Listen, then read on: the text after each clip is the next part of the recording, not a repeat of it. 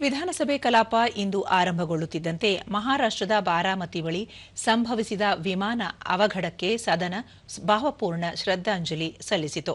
ಮಹಾರಾಷ್ಟ್ರದ ಉಪಮುಖ್ಯಮಂತ್ರಿ ಅಜಿತ್ ಪವಾರ್ ಅವರೊಂದಿಗೆ ಇತರ 5 ಸಹ ಪ್ರಯಾಣಿಕರು ಇಂದು ಬೆಳಗ್ಗೆ ಅಪಘಾತದಲ್ಲಿ ನಿಧನರಾಗಿದ್ದಾರೆ ಎಂದು ಸಭಾಧ್ಯಕ್ಷ ಯುಟಿ ಖಾದರ್ ಸದನಕ್ಕೆ ತಿಳಿಸಿದರು. ನೇರ, ನಿಷ್ಠುರ, ದಿಟ್ಟ ರಾಜಕಾರಣಿಯಾಗಿದ್ದ ಅಜಿತ್ ಪವಾರ್ ಅಜಿತ್ ದಾದಾ ಎಂದೇ ಖ್ಯಾತರಾಗಿದ್ದರು. ಸ್ವಕ್ಷೇತ್ರ ಬಾರಾಮತಿಯಲ್ಲಿ ಹಮ್ಮಿಕೊಂಡಿದ್ದ ವಿವಿಧ ಅಭಿವೃದ್ಧಿ ಕಾರ್ಯಗಳಲ್ಲಿ ಭಾಗವಹಿಸಲು ವಿಮಾನದಲ್ಲಿ ತೆರಳುತ್ತಿದ್ದರು ಎಂದು ಸಭಾಧ್ಯಕ್ಷರು ತಿಳಿಸಿದರು. ಕಾರ್ಯಕ್ರಮಗಳಲ್ಲಿ ಭಾಗವಹಿಸಲು ವಿಮಾನದಲ್ಲಿ ತೆರಳುತ್ತಿದ್ದಾಗ ಉಂಟಾದ ವಿಮಾನ ಅಪಘಾತದಲ್ಲಿ ಮೃತಪಟ್ಟಿದ್ದಾರೆ.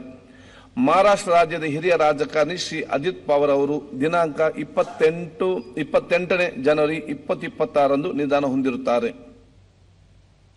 ಕಾನೂನು ಮತ್ತು ಸಂಸದೀಯ ವ್ಯವಹಾರಗಳ ಸಚಿವ ಎಚ್.ಕೆ. ಪಾಟೀಲ್ ಸಂತಾಪ ಸೂಚನಾ ನಿರ್ಣಯವನ್ನು ಬೆಂಬಲಿಸಿ ಅಜಿತ್ ಪವಾರ್ ಅವರ ಅಗಲಿಕೆ ನೋವುಂಟು ಮಾಡಿದೆ. ಜನಪರ ಕಾಳಜಿ ಹೊಂದಿದ್ದ ಅವರ ರಾಜಕೀಯ ನಾಯಕತ್ವ, ಕಾರ್ಯವೈಖರಿ ಎಲ್ಲರನ್ನೂ ಸೆಳೆದಿತ್ತು. ಶರದ್ ಪವಾರ್ ಅವರಂತೆ ಸಹಕಾರ ಕ್ಷೇತ್ರದಲ್ಲಿ ಗುರುತಿಸಿಕೊಂಡಿದ್ದರು. ಬಾರಾಮತಿ ಕ್ಷೇತ್ರದಲ್ಲಿ ಕೆರೆಗಳನ್ನು ನಿರ್ಮಿಸಿ ರೈತರ ಬದುಕಿಗೆ ಬದಲಾವಣೆ ತಂದಿದ್ದರು ಎಂದು ಸ್ಮರಿಸಿದರು. ನಿಂತು ಕೆಲಸ ಮಾಡಿದವರು ಇವತ್ತು ಸಹಕಾರ ಕ್ಷೇತ್ರದಲ್ಲಿ ಸಕ್ಕರೆ ಕಾರ್ಖಾನೆಗಳು ಉಳಿದಿದ್ರೆ ಅವುಗಳಿಗೆ ಅಜಿತ್ ಪವಾರ್ ಅವರ ಸೇವೆಯೂ ಸಹಿತ ಭಾಳ ವಿಶೇಷವಾದದ್ದು ಅನ್ನೋದನ್ನು ನೆನಪಿಸ್ಕೋತಾ ಅವರಿಗೆ ಗೌರವಪೂರ್ಣವಾಗಿರ್ತಕ್ಕಂಥ ಶ್ರದ್ಧಾಂಜಲಿಯನ್ನು ಸಲ್ಲಿಸ್ತೀನಿ. ವಿರೋಧ ಪಕ್ಷದ ನಾಯಕ ಆರ್ ಅಶೋಕ ವಿಮಾನ ಅಪಘಾತದಲ್ಲಿ ಅಜಿತ್ ಪವಾರ್ ನಿಧನರಾಗಿರುವುದು ಅತೀವ ದುಃಖ ಉಂಟು ಮಾಡಿದೆ. ಹಲವು ಇಲಾಖೆಗಳಲ್ಲಿ ಪರಿಣಾಮಕಾರಿಯಾಗಿ ಕೆಲಸ ಮಾಡಿದ್ದರು ಎಂದು ಮಹಾರಾಷ್ಟ್ರ ರಾಜಕಾರಣಕ್ಕೆ ಅವರು ನೀಡಿರುವ ಕೊಡುಗೆಯನ್ನು ನೆನಪಿಸಿಕೊಂಡರು.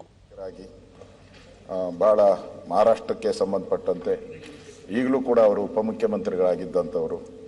NCPಯಲ್ಲಿ ಅವರ ಕಾರ್ಯಕ್ಷೇತ್ರದ ವ್ಯಾಪ್ತಿಯಲ್ಲಿ ಇಡೀ ಸಮಾಜಕ್ಕೆ ಬೇಕಾದಂಥ ಕೆಲಸವನ್ನು ಮಾಡಿದ್ದಾರೆ. ಇವತ್ತು ಅವರು ನಮ್ಮದ್ದೇ ಇಲ್ಲ ಅನ್ನೋದು ಬಹಳ ನೋವಿನ ಸಂಗತಿ. ನಾನು ಕೂಡ ಅವರ ಅಭಿಮಾನಿಗಳಿಗೆ, ಅವರ ಕುಟುಂಬದವರಿಗೆ ಈ ಸಂತಾಪವನ್ನು ಭರಿಸುವಂಥ ಶಕ್ತಿ ನೀಡಲಿ ಅಂತೇಳಿ ನಾನು ಭಗವಂತನನ್ನು ಪ್ರಾರ್ಥನೆ ಮಾಡಿ ತಾವು ತಂದಿರತಕ್ಕಂಥ ಸೂಚನೆಗೆ ನನ್ನ ಬೆಂಬಲವನ್ನು ಕೊಡ್ತೇನೆ.